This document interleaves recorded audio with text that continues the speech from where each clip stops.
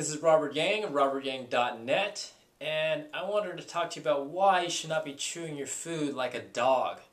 Now, if you are a dog owner, you know that if you give your dog, let's say, a piece of raw steak, do they chew their food? Do you chew that piece of steak? No, not at all. It's one bite and down the gullet it goes.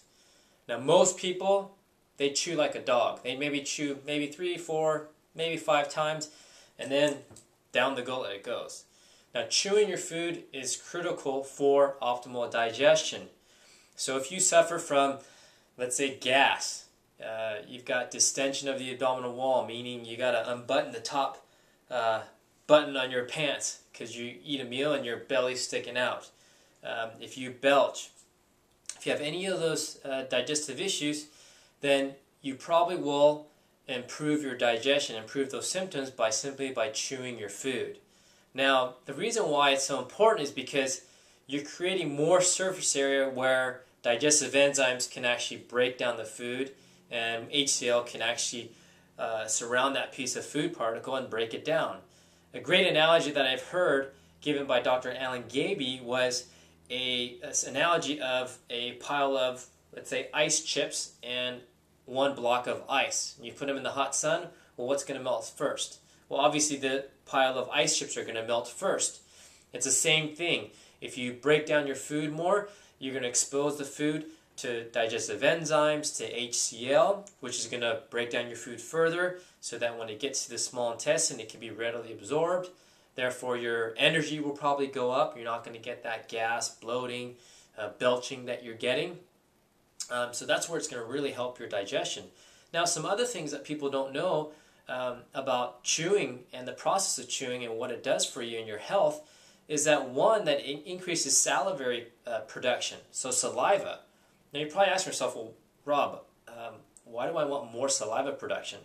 Well, number one, saliva is actually one of the main means of actually getting amylase to your food, besides in your stomach. And amylase is the enzyme to break down your potato, your fruit, whatever that carbohydrate is, to glucose. Amylase is the enzyme that breaks down carbohydrates. Anything ending with an ASE is an enzyme. So you've got amylase, you've got lipase, you've got proteases to digest proteins. So amylase is actually in the saliva. So the more that you chew your food, you get more saliva production mixed around with your food. You're breaking down your carbohydrates already, even before it gets to your stomach and gets exposed to HCl. Now, the other thing that people don't know about is saliva is actually antibacterial. Now, growing up as a kid, my mom always used to tell me, oh, if you get a cut, in Korean it's chim, put your chim on your cut, And as a kid I thought, oh, that's gross. But in fact, saliva actually has an antibacterial effect. Now, that's important because in your mouth, if you go to, let's say, a holistic dentist, they'll actually scrape the inside of your teeth or your gums around your mouth, and they'll put it on a slide, and they'll show you that you have bacteria running all over your mouth. Now, saliva is actually antibacterial.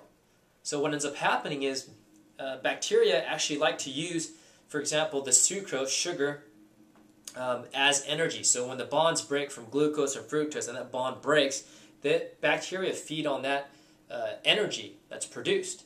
And that's what forms plaque and then eventually will form cavities. Well, saliva actually is antibacterial. So right then and there, it's actually a preventative from dental caries, from dental cavities. So right then and there, not only do you get a benefit of increased digestion, but you get a protective effect on your teeth. Now, the other thing that's quite interesting about chewing, well, they did a study in Japan, and they they actually researched the effects of slow chewing versus fast chewing. And they found a significant difference with fast chewing. With fast chewing, they found that you get an increased release in cortisol.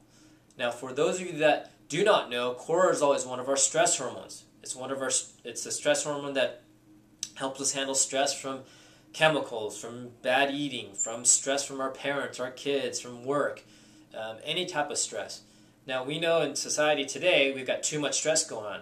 Well, when you don't chew your food well and you chew too fast, you actually increase more cortisol production. So you're adding more stress into your stress bucket. and that bucket starts to overflow. You get all kinds of symptoms. So chewing your food slowly is actually a means of actually lowering your cortisol production as you're eating. Now, a couple things that you want to take away from this, some action steps, is one, when you're eating a meal, you've got to give yourself enough time. One of the things I'm always on clients is give yourself enough time. You've actually got to schedule time to sit down at a table and eat your food versus sitting at a desk and working through lunch and answering emails and being on the phone and doing all kinds of other things, because you're actually spending that energy for something else versus giving the energy to digestion. So that's one, give yourself and schedule yourself enough time. Now two is don't read, don't use your eyes a lot when you are eating, because what ends up happening is your eyes require lots of energy when you're reading a newspaper or whether it's a book or whatever it is. And so what ends up happening, the energy that should be actually in your stomach digesting, breaking down the food, you're diverting to your eyes.